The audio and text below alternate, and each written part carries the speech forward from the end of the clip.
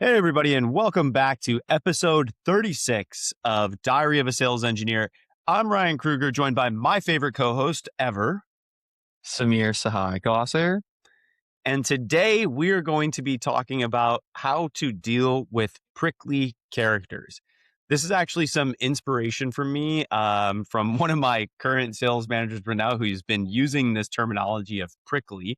And honestly, I really like that terminology because a lot of the times, like in my career, sometimes you will work with external facing prospects, and sometimes those prospects can be a little bit prickly. Not to say that they're mean, but sometimes they're just a little bit defensive, right? They're a little bit hesitant to look at bringing in a software like yours. And so sometimes, like a cactus, Samir's big plant guy, like they have those little needles, right? That kind of stand out. And maybe sometimes you get pricked by those needles. And so I think today, we'll focus most of our time on just how to deal with some of those different characters. But funny enough, before we were getting started today, my wife was actually like, "Oh, hey, what are you guys gonna be talking about?" And I was like, "Hey, yeah, this is what we're thinking about." And she's like, "What about also sometimes you'll have internal folks, your own team members might be some of these prickly characters." And so I think towards the end, we'll also cover different ways on which you might actually interact with some of those individuals too. So I think let's get it started first and foremost on working externally with a prospect, Samir. They come to you the first meeting, you can tell you're already not on equal footing, right? Like they're already in that defense mode. What are some tools and tactics that you would actually be thinking about using to disarm this individual? I think the first thing is I like to bucket prickly prospects into two different buckets. One is the skeptic who has might have been burned before and are coming from a place of defense because they were harmed. And the other one is I'm just putting roadblocks in because I really just don't want this. And I think those two, you have to approach them differently, and it's tricky to figure out which one is which. I think it's easier for the first one because you can do that almost with some discovery questions. There's questions that come up where it's like, oh, they might have gone through something like this before, and like a previous vendor oversold them something, which happened a lot, and I think still happens to this day. Especially when we were working together, and people were sold oh, hey, this can really transform your accounts payable, and then 5 years later, nothing's happened with that software. And so when you are dealing with that type of prickly is coming from, I stuck my neck out before for someone else, and I got chopped because I got screwed over. So how are you going to, how can you prove to me that you're not going to do the same thing? And when it comes to there, it really comes to understanding the problem they're trying to solve and then proving it, not just telling them how to do it, showing them. I think that's when getting them into the product and getting them to buy in by experiencing it really matters, and really avoiding any of the smoke and mirrors. It's this is where being real about saying, hey, actually, we don't support that today. Hmm. And it's on the roadmap. Our dev team's talking about it, but that specific use case, I know that's really important to you. That's going to be in 6 months, and having those real conversations with those types of prospects who have been burned in the past really buys you their faith. And then I think that the beauty is once you convert those ones, those are the ones who will run through walls for you. Is my Hmm. favorite. Is because you have really addressed the emotional side. And I mean, do you see the prickly folks as two different buckets, and maybe we focus on the first bucket and we can jump to the second bucket? Yeah, I think I definitely view it as at the very least two different distinct buckets. Like you have the skeptic, the person that's just hesitant, just knowing that what we're going to be discussing today might not be all the capabilities that they're really going to be able to take advantage of. So you just have people that come in with this preconceived notion. They've likely been involved in SaaS deals prior, and they understand that it's a sales process and that ultimately there's going to be things or not things that work and or don't work. And so they come in with that notion, right? That's not to say that they won't buy. It's just to say that they're going to just ask more questions. They're going to try to get a few layers deeper into the sales process to make sure that they vet out the technology.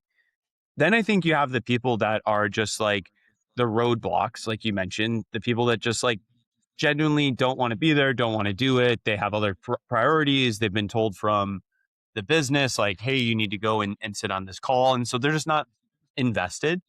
But then I do think you have like possibly a third bucket, which is like not the person that wants to create roadblocks, like the person that just genuinely is upset that they have to be there. Like they're Mm. just like, I don't care to be here. I'm not going to put up roadblocks for you. I'm just going to be, for lack of better terms here, just kind of like rude on the call, just to be rude. It's only happened to me, I would say, a handful of times in my sales engineering career. It's not something that you face all that often, but I will say having the right mindset on how to deal with an individual like that is going to be really helpful for you, because what you don't want to do is not be ready for a call like that. You'll be really, one, caught off guard. And Mm-hmm. two, after that call is over, like the very first time I experienced this, it's one of those ones where you might have back to backs afterwards. You might have additional calls or things happening. It's one of those things that really takes away all your energy. And so, like, I would then go into my next call and just be like, I need a 30-minute break, or I need an hour break to just kind of like relax after a call like that, just because like someone's being like unnecessarily rude to you, and it's like the first time you're meeting them, it's super uncomfortable. And so I kind of think about it in those three kind of different buckets. And this is where I would highly encourage any sales managers listening to this call, any SE managers. I would also, yeah, sales managers, SE managers, I would also encourage ICs to challenge your managers if they've not done this. You should really do a dry run of this like very difficult situation that can emerge. I think like for me, it's one of the things that stands out to me early in my days of sales engineering was when I was going through my internship program at NetSuite. My manager, during one of my checkpoints, decided to show up and be that 1% outcome of like, I am going to challenge you. I'm going to be rude. I'm going to be mean. And like, it's going to totally throw you off your game. And it did. Like, it 100% did. But it's one of those things that I continually reflect about today and still think about today, because I think about all the skills that I learned from that. And then the 5 or 10 times this has happened in my career, I've been able to reflect back to that time we did that training together and think about, how can I combat an individual like this?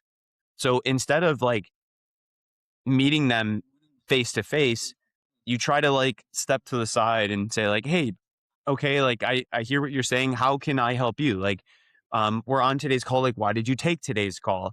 Hey, I'm showing you something and it's not resonating. Can you elaborate as to why this isn't resonating with you?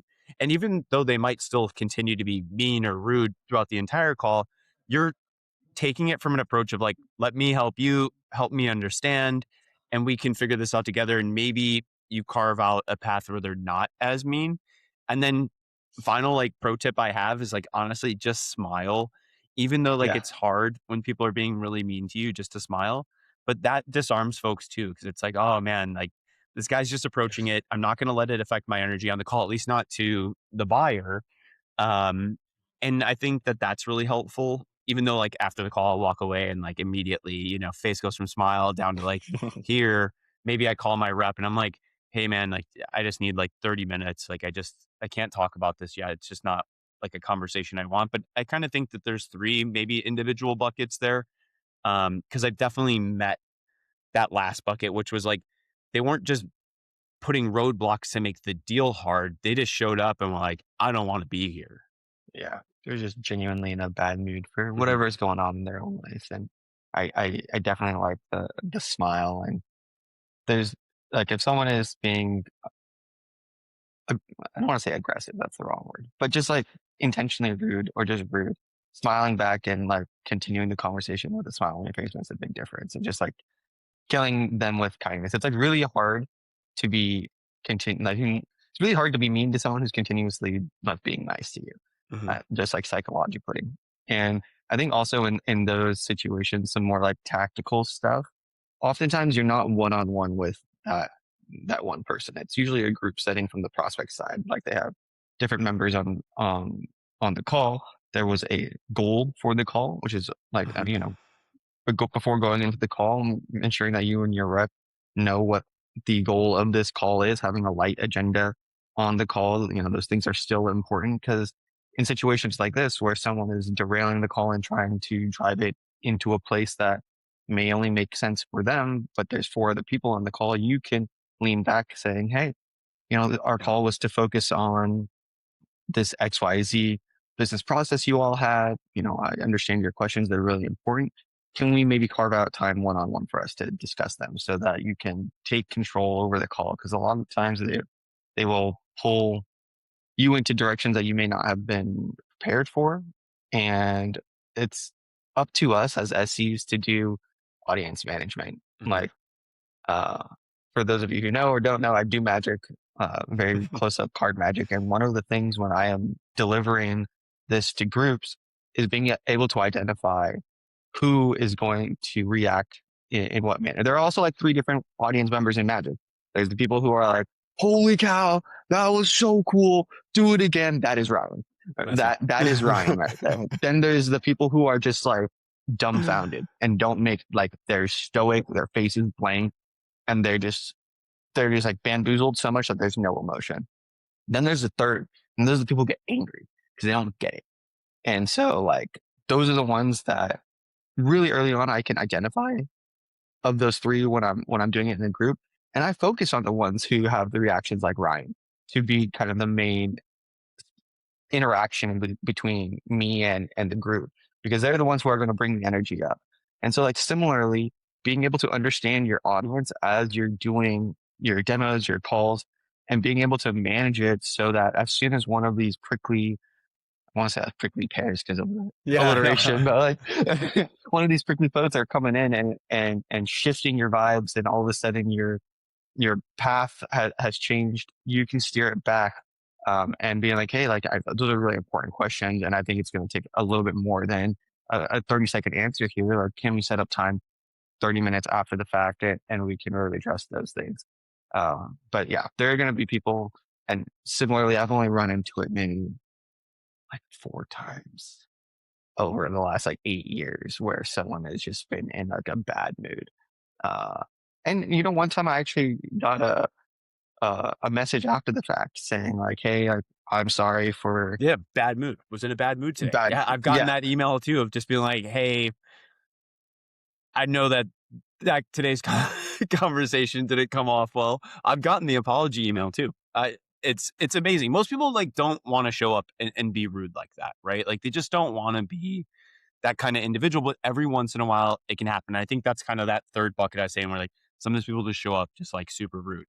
But like majority of the time, if I am going to deal with a prickly character, which happens often, where like you'll find the skeptic or the person that interjects the roadblocks. I'm actually super curious from you. If you were to think about a department or a role or maybe a couple, like who do you think typically those prickly characters are? Like what team do they fall under? I have a couple ideas in my head, but I know it can vary, you know? I feel like traditionally it's usually like someone under like the CISO, because that's their job. Like, it's literally their job to ensure that any technology they bring in is not going to cause any cyber threat to them. And so it's their job to poke it to make sure it's strong. And I'm not going to get mad at them for doing it, because it's literally your function is to ensure that your data and your security is airtight. And then this becomes even more extreme when you go into like regulated industries where they are even more and more uptight. And so those folks are usually, your security, IT. Yeah, I would say any of the cybersecurity side folks who you have to interact with, who have to give the check marks from IT, probably going to be the big one.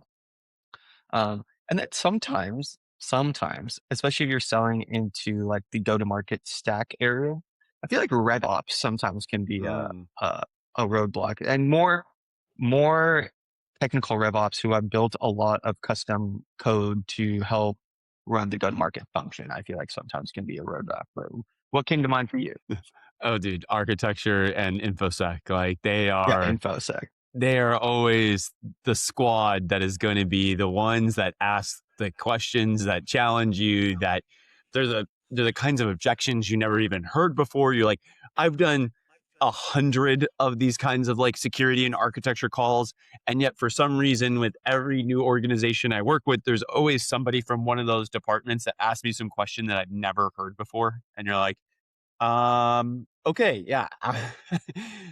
Pretty amazed. Like, haven't heard that one before. Let me take that as a follow-up.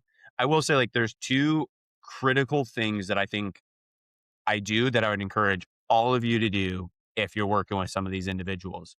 The audience management piece that Sameer mentioned is massively critical, because sometimes these InfoSec and architecture folks, they're on a larger call or larger demonstration where you've got 10 people on.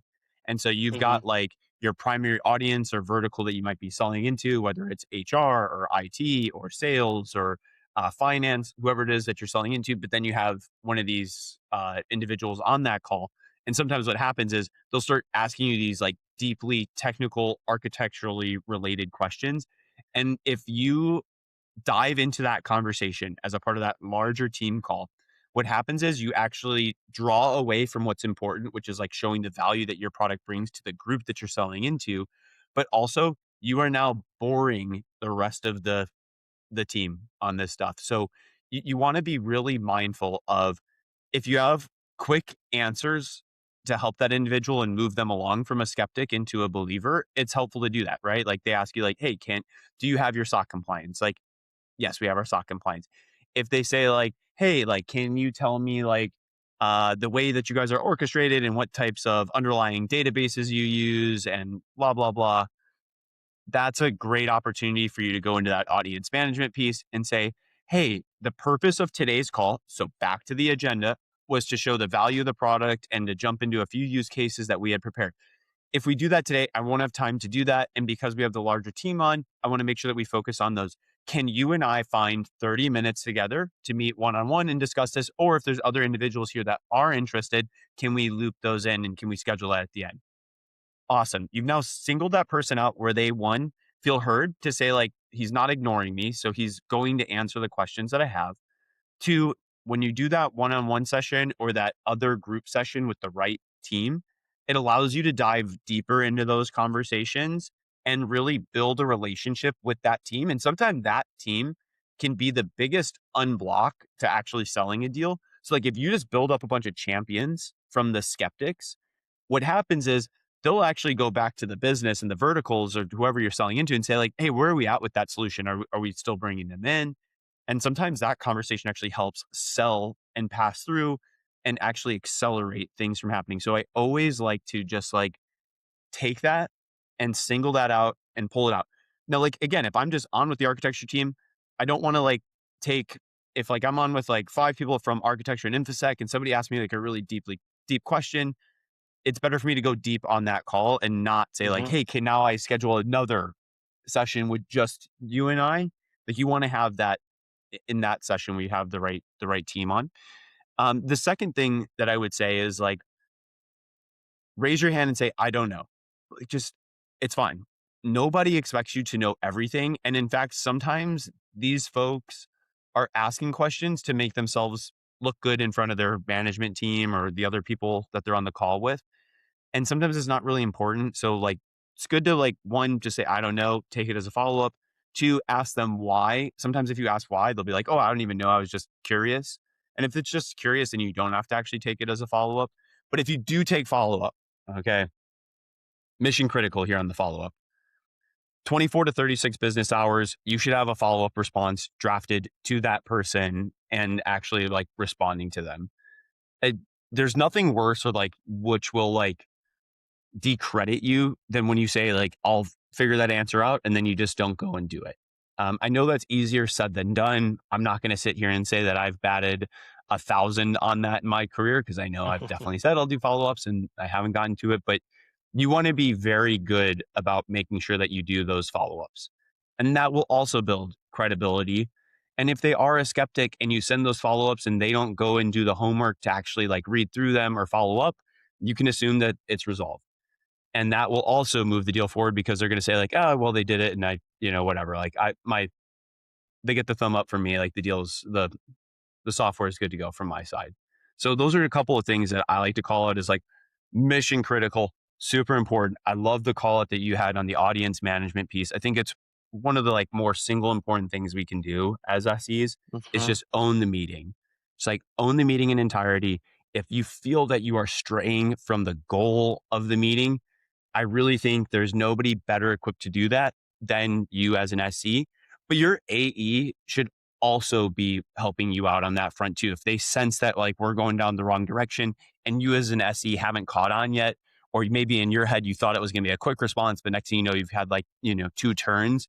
It's really good for the rep to interject and say, hey guys, it's a great conversation, but I want to make sure that we keep it focused for the audience today on the things that we had. That's where that partnership has got to come in. Because sometimes you will. Like I over talk. Even right now, I just feel like I went on like a 5-minute tangent on this stuff. But that's where that AE can step in now and be that voice of reason to say, hey guys, let's focus on what really needs to be talked about today. Yeah, I think a couple things I want to pull from a little monologue you just had, Brian. um, it's okay to follow up with saying, "I'm still trying to find the answer," and I think that is important because it's showing that, hey, like I haven't forgotten. It's just taking me a little bit longer to get a hold of the right people on our team. Look, it could be just a super nuanced question that Mhm, a particular team in the engineering org is the one working on. And then it's like, oh, my contact in engineering mhm, told me to go reach out to this person. He told me to reach out to this person. And it's just taking a little bit of time. As especially if you're in a larger organization, 1,000, 5,000, 10,000, 20,000, it could take you a little bit of time to like figure out who knows the answer to this question. And to Ryan's point, as long as you tell them within 24 to 36 hours, and hey, like we're still tracking down the answer to the question, it's still top of mind for us. Like we'll keep you posted. And I think it's also important to give them a hey, we'll give you an update within X days or whatever is comfortable. And even if that update is we're still researching, sometimes I've had to research questions for like a week mhm. because it's like, okay, I got an answer. Let me test out this answer before I give it to them. Just because like in software, even sometimes engineering is like, oh, that's an interesting edge case. Like, I'm not exactly sure how the product is going to react to that very specific thing, but I think it's going to go X, Y, Z. Here's how you can go test it. And then I'll come back and I'll go into the software and I'll test it and like run it through different ways and be like, oh, it actually did this weird thing. And then it's fine. Like, I found it so many random edge cases by going through these things and be like, hey, engineering, like, do we think about this? And they're like, oh, we didn't even know that was like a real use case. And then you're gonna kind of start to as you pull these threads. Sometimes it takes longer than a day or a day and a half to give an answer, and that's okay. You just have to tell them that you're still searching. Mhm. I think that's one big one that I wanted to double down on. And then the second one is the AE stepping in. I think it's very powerful because one, it's a second voice on our side as we're going through, and they can also then be the I'm going to put it in quotes like the bad guy Mhm. of oh RSC is trying to have this technical conversation with the technical folks on your side.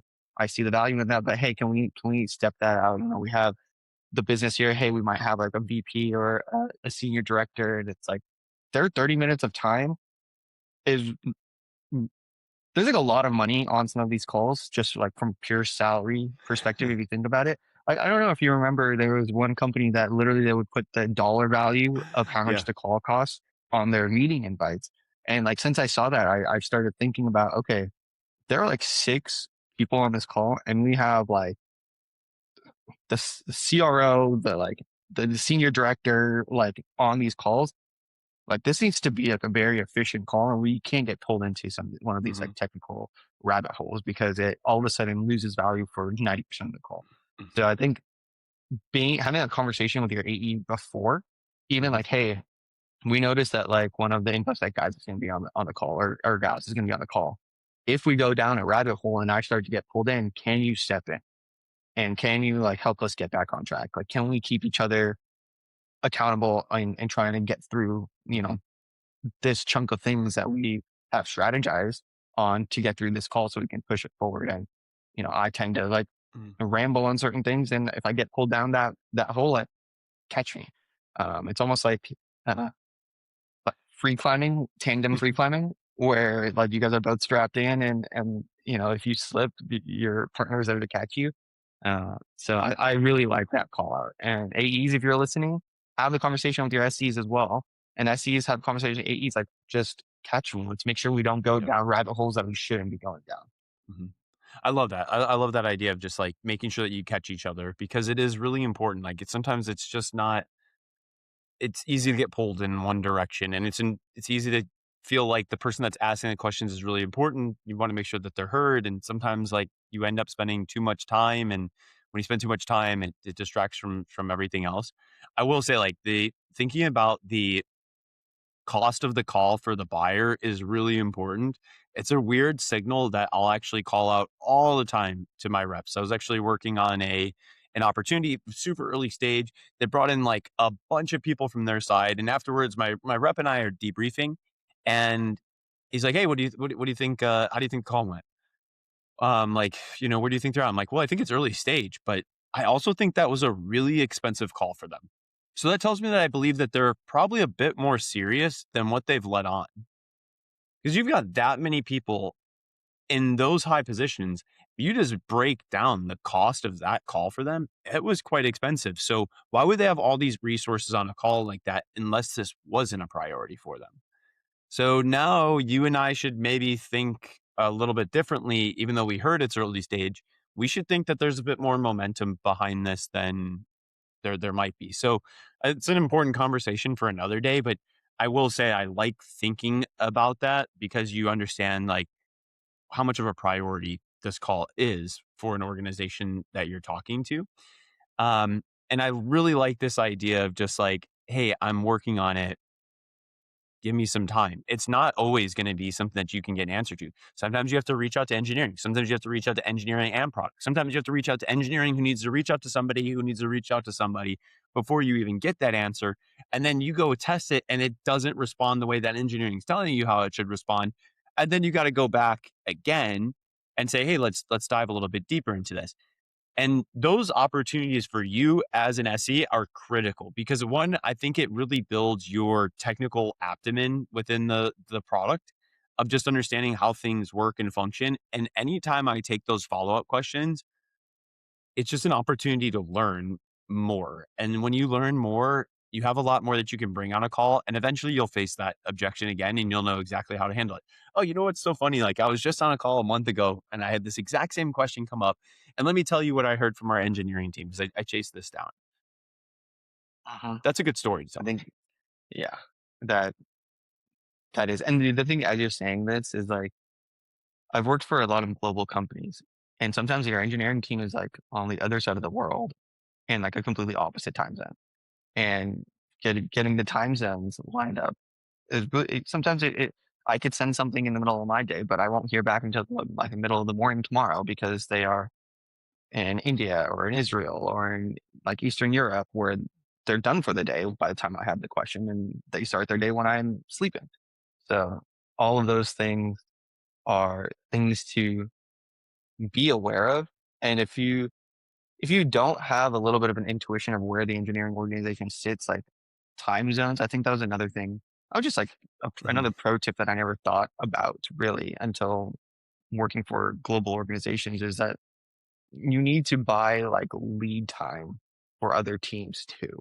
Mhm. Especially if you know it might be a complicated question, you'll start to build that intuition of where the edges of the product are. And to your point, Ryan, every time you go to an edge and figure out a new piece, it just helps you to be able to be like, okay, is this like a quick 5 minute question that engineering can run down? Or is this like hey, they actually have to go deep and do a lot more analysis on this one. And you start to build that intuition. And then with that, you can set proper expectations with the prospect. Um, and I like building that layer on layer and continuing to find the edges as far as my product knowledge goes. And then as soon as the question comes and I'm like, oh, that's beyond my product knowledge, pushing it. So now my edge gets further. Um, Mhm. so I, All I right. like that point. Extreme, massive pro tip. Like this is gonna be one of those nuggets throughout like the series that we've done so far. 36 episodes and this is gonna be one of those like mission critical kind of like top 10 sort of things that I would actually talk about to help you as an SE. As an SE, something that will go much further for you than you could ever dream of is having one outstanding contact in engineering, one outstanding contact in product. Two reasons for that is you are going to run into these edge cases. Sometimes you are not going to know who to reach out to, or you're going to be reaching out to folks in engineering and not getting the responses that you want, not getting responses from product. If you have a couple of really good resources that you've built up as friends within the company from engineering and product, that is when you can then go leverage those relationships and say, hey, I'm working on a deal right now. Here's a situation I'm running into. Here's who I've reached out to, but I'm not making any progress. Do you know or can you help me out? And then you get to leverage that relationship to help move things along. I am telling you, that alone has Yep. been like one of the biggest things that I've been able to do. You know what that's been able to do in my career was actually getting product requests from field put into the product ASAP because I had good relationships with those folks to say, hey, here's what I heard. I'm working at an important deal. The deal size is really good. It's healthy. I know if we can commit to this, we can do it. But here's what I need from you guys. Well, Brian, we have all these other priorities. Well, then I'll go leverage one of those personal relationships to say, hey, like we really need to do this. It then gets escalated, approved. And then I'm selling an opportunity through those personal relationships. So I'm telling you, like that would be like a vital list of things that's like mission critical to do at a brand new company or in the role of an SE. You have got to go build those awesome, outstanding relationships with a couple of folks that can help you out when things are stuck. Because you will run into Yeah. situations where things are stuck. You don't know the answer, you can't find it. You need a product feature that needs to be developed. You have an issue with a customer and you're working through an upsell. Like that's the time to go leverage that relationship and say, hey, man, can I do this? And the best way to do that is just like at your kickoffs, go interact with those folks. Don't only sit with your GTM team, go sit with the other folks. That way you meet a bunch of other people. Schedule some virtual cups of coffee with the engineers that are responding on Slack or Teams most often. Say, hey, I noticed that you're always like on Slack and Teams and you seem to respond to a lot of these types of escalations. Can we just meet and have a chat for a virtual cup of coffee? I'd love to know, like, where do you live at? What's important to you? How did you come here? Where were you at prior? And you just build up that foundation of people that you can actually go make real requests to and make real progress with. Uh-huh. Seriously, go do, if you haven't done it, go do it tomorrow. Schedule the call. Yeah, I cannot stress that enough.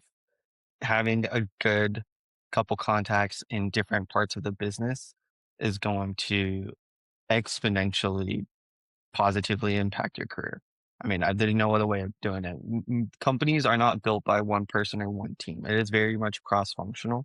And within each function, there is that person or a handful of people who are very well connected. And so it takes a little bit of time to figure out who those people are. But if you are able to identify those people and build like a relationship, beyond just, hey, here's like a Jira ticket and they're solving it. It's like an actual, oh, I know what they're interested in. Like we have some rapport.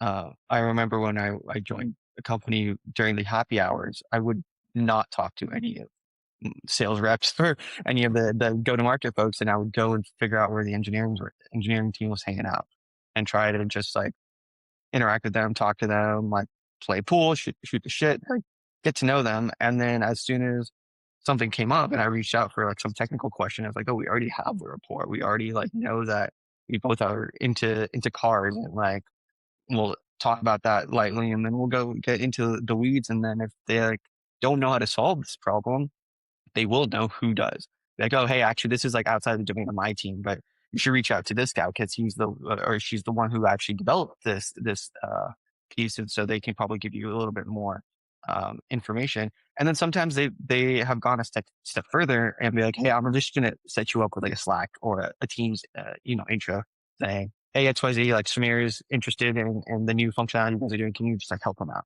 And all of a sudden, like that warm intro, even internally makes a big difference. We know warm intros Mhm. externally when we're getting into the prospect makes a difference. Warm intros internally also make a huge difference, especially when you're working in a large organization. You have thousands of people. Like nobody's going to know everyone. And so having those like super connectors maybe is a way to think about it. But there is going to be someone in every organization that is very well connected on every part of business, and like trying to identify them and making your way through that's huge. Yeah, I would say Yeah. that's money advice there, Yeah. right? It's your sphere of power versus your sphere of influence, right? Like in your role, there's only so much you can get done. And so at times you need to then leverage your sphere of influence to say, who can I reach out to actually that has the power that be to go get what I need done. So I need to know who I need to reach out to make that influence happen, to then influence their sphere of power to then actually drive the result that I'm looking for. Real story. This is why this is important. I was working an opportunity in the past, previous organization, big opportunity. We're feeling great working with the customer. I'm hearing all these amazing things. Eventually, I'm with the partner that we're going to be selling through who is making the final recommendation for us. I'm hearing some things from them last minute that gives me some hesitation where I immediately call my rep afterwards and I was like, hey, I think the partner is blocking the deal right now. I think the customer is ready to sign, but I think the partner, there's something that's causing them to have some last minute hesitation. We get on a call with them. We get on with their executive team. Hey guys, we're just a little bit worried to make the final recommendation because we haven't seen this one piece of product functionality that we've been talking about. Ah, okay. All right. Well, we have like 48 hours to close this deal. It's the end of quarter. We have to pull it in. So what do? I reach out to one of our machine learning engineers at the time who I have a really deep relationship with. And I said, hey, I need some help. Like, I know that we've been talking about this. I know that we have some like concept work that we've been doing. Where does that concept work live at? Who's been working on it? Okay. There's another individual that we've been, contracting. They're here. They've been working on some of the stuff. They have some videos. I don't even have them, but I can get them for you. Okay, great. Can we get that done tonight?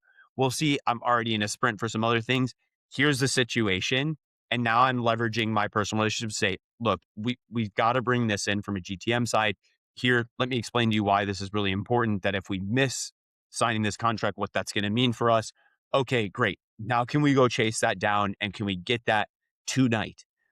Tonight, well, that individual actually lived in Europe, so it already is tonight. So I need to work through the night and tomorrow. Yeah, I need something tomorrow, business day, to send them that they can actually watch and validate. Now, if you give me whatever I need, a sandbox environment, whatever, I'll stitch together the video, but I just need the concept. So that way I can show them that this works, that we have what we're building and what we've been telling them about. Okay, let's go start aligning these resources. He's then reaching out to the person that had been working on it, like in just sort of like incognito mode. So that way nobody at the business really knew we were working on this stuff. I had gotten some insight that we were doing this stuff.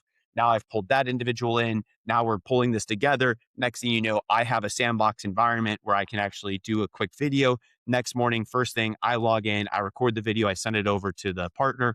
Partner watches it and says, that's exactly what we were looking for. Now we feel comfortable making final recommendation. We then have signed contract the next day, final day of the quarter.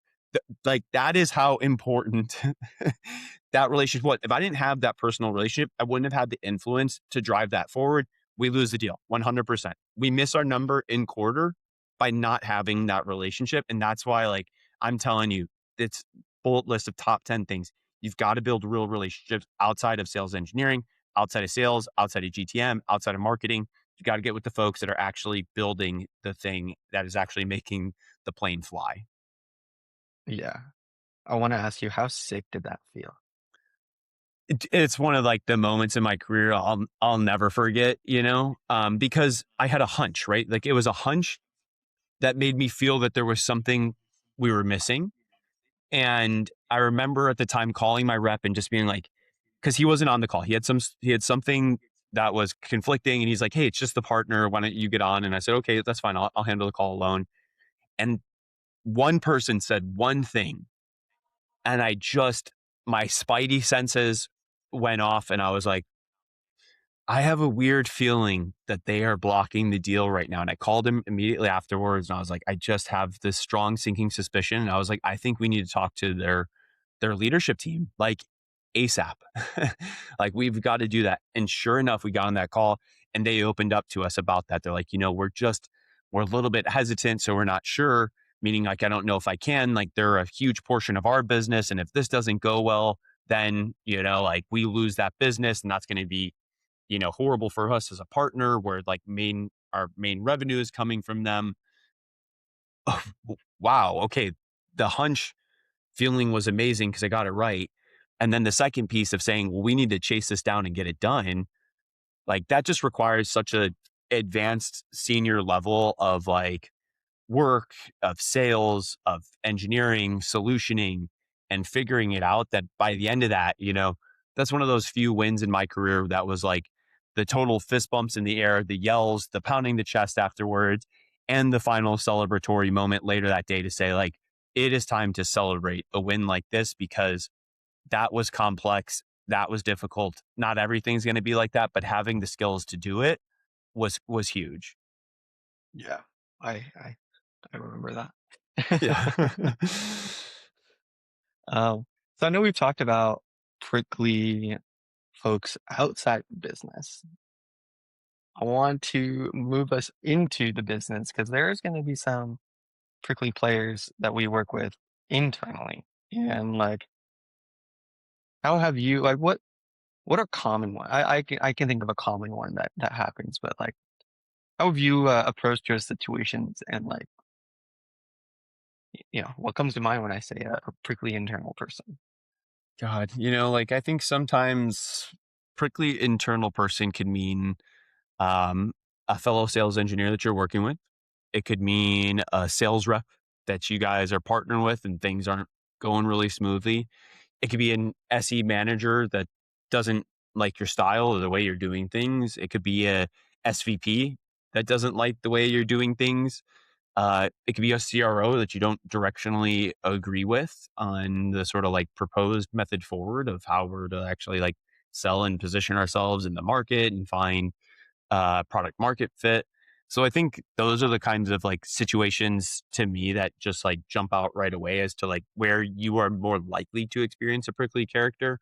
Um, Another one would be like those engineering folks, right? Like you might have an escalation or something that gets generated, or you might need to tap in a resource, and they're like the type of person that doesn't want to do that stuff. So they're just like, no.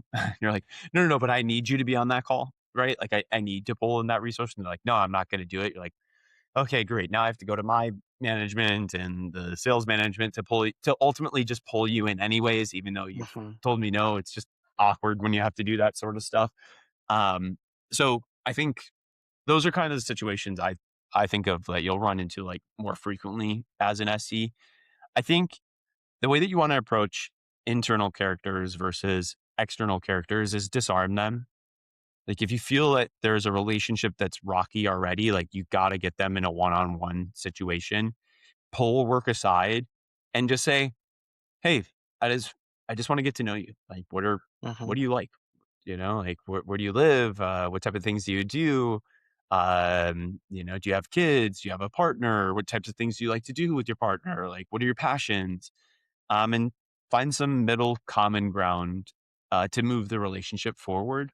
And then I think like stay true to your character. Like don't ever let a prickly character force you into thinking you need to change or force the behavior changes that you don't want. Like I've worked with reps before in my past, like sometimes that will have those sort of like prickly characteristics. And as an SE, we want to help. And next thing they're telling you, like, here's what you need to do on your demo. Here's how you need to say this. Here's what you need to respond for this stuff. And like, I don't respond well to being told what to do, especially like being told what to do if like the other individual, like, maybe like you've already closed deals and they haven't, right? It's like, oh, hold on. Like, why are you telling me what to do? I know what to do. That's going to like drive a deal forward. But sometimes you'll work with people like that. Um, I think in those sort of situations, you need to like again help them see your point of view and say like, hey, when I've worked other opportunities, these are the types of things that have worked really well. Let me explain to you why they've worked really well. Um, so I don't know, like those are, I don't know, just off the top of my head, like if I'm thinking about some internal stuff, like those are the sort of internal situations I think you might run into. But give me some of your feedback. What are you thinking? Yeah, and I know one of my biggest ones was just like disagreeing with a sales leader on the approach of how we should be selling. Um, because there is a fine line between like selling what is coming that may not be available today, but it's like it will be available once they close.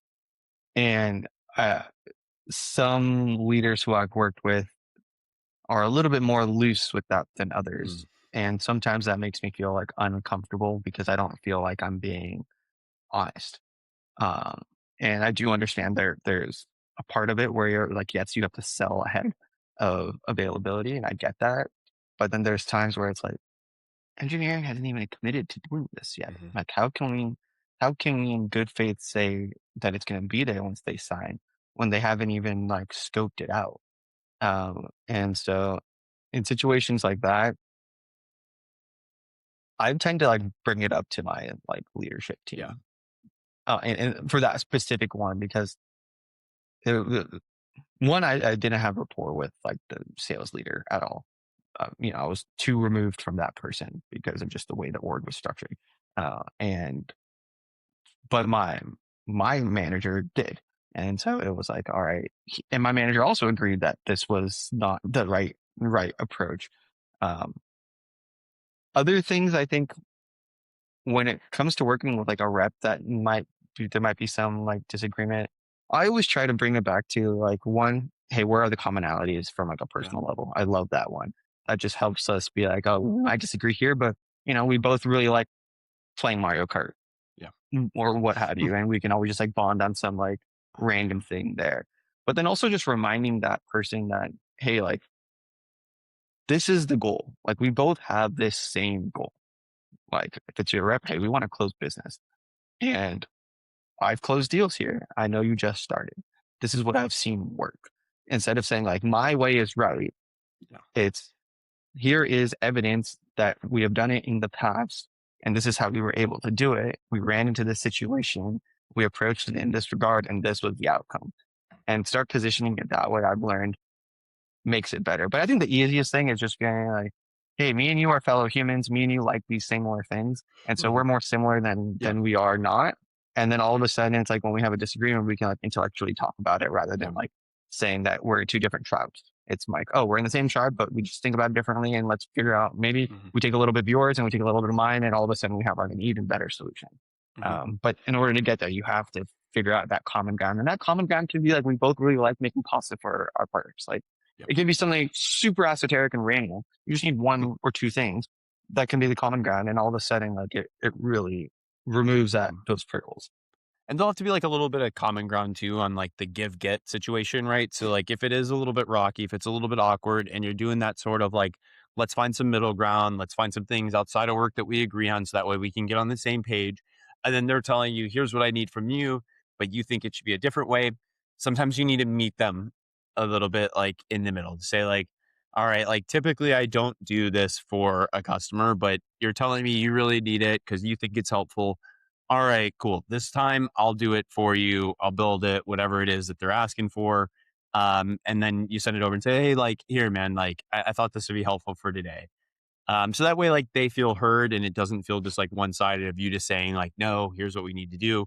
Because again, if you draw that hard line, it's much harder for you to have like any semblance of a relationship.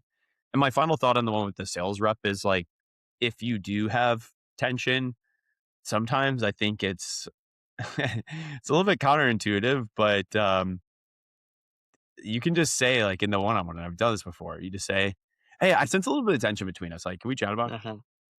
And that's one of those things that like as humans, you're not expected to have somebody just basically like meet you face to face and say like, "Hey, let's address it. Let's chat about it," right? And that alone becomes so like uncomfortable and disarming in the same moment where you're not exposed to how to respond to a situation like that. So you kind of immediately open up to be like, oh, no, there hasn't been any tension. But like, if there was some tension, like I would maybe say it's around this, like, okay, like, can we chat about it? Like, I want to look, I want to work together and I want to make sure that this is a great relationship. And right now I feel like we have a good relationship. And good for me means like maybe we'll sell a little bit of software together and like we'll do some good stuff. But great means like both of us are going to be at the top of our numbers this year. We're both going to make a lot of money. We're both going to, be able to advance our careers internally. And so I would rather be at great than good. And most people will say like, oh, wow, I too would also like to be at great versus good. And so sometimes that becomes really disarming. And so it's a interesting sort of, I don't know, like trick I would give you is just be like kind of awkward a little bit and let the silence kill when you ask the question. Just say like, I sense some tension between us and sit in the silence if they don't want to respond and wait and wait and wait. Don't say anything, just say, okay, like, let's chat about it, man. Like there's Yeah. something awkward here. I want to get it off my chest. Final thought on the, sort of like product roadmap stuff, because I think a lot of SEs will run into this. And honestly, that might be just like a topic that might actually just be a good conversation for us to think about Yeah. actually bringing a guest in and really talking about like product roadmap stuff. Uh, One thing there that I think any SE should be aware of as it relates to like selling features and functionalities that aren't there yet. Yes, you have to sell the vision at times, and yes, you need to sell before things are fully created. In the case where you're doing stuff like that, I always like to say CYA, man. You need to cover your ass on these things. So over communicate what that means. So post in channels, say, hey, we are agreeing to do this piece of functionality. Here's the people that have agreed to this. Here's everyone that's been chatting about this. Provide status updates. Hey, here's where the deal's at now. As a reminder, we have agreed to do this for this opportunity. So that way, like once the deal kind of falls into post sales, they already are aware that, hey, there's been all these conversations. I've seen this stuff happening. Loop in post sales before the sales even close, which I don't typically recommend. But in the case of new products and features and functionalities, it's helpful for them to know. So that way, when it gets into post sales, nobody's going, what's happening here? When did we agree to this? And it was one conversation that happened 3 months ago with, somebody from product that said, yeah, we can do it. Well, now priorities have shifted. Well, look, no, we have this history of all the conversations that have happened along the way. We agreed to this. Let's make sure that we get the customer what they need to be happy. That will help you from an account management standpoint of just like making sure your customers are happy, but it will also help you internally because you're never going to be put in a situation where somebody's saying, what did we do here? And thinking that it was you as the SE that agreed to do something that didn't exist, right? And that will reflect badly on you being the liaison between engineering and sales. Yeah. Documentation is very important on these things, uh, which is huge. So great call out. I think we had a couple important ones just to wrap up on. One, go make friends in product engineering. You go, yeah, go make friends on that side of the business for sure.